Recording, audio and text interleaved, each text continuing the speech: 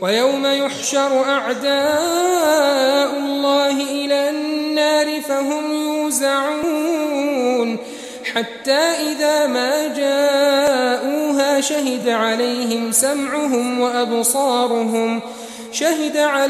سمعهم وأبصارهم وجلودهم بما كانوا يعملون. وقالوا لجلودهم لم شهدتم علينا؟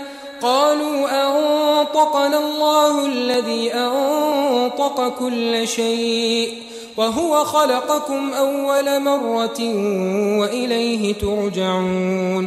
وما كنتم تستترون أن يشهد عليكم سمعكم ولا أبصاركم ولا جلودكم ولكن ظننتم أن الله لا يعلم كثيرا مما تعملون.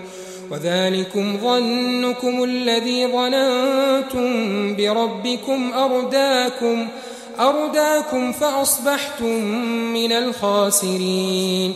فإن يصبروا فالنار مثوى لهم وإن يستعتبوا فما هم من المعتبين.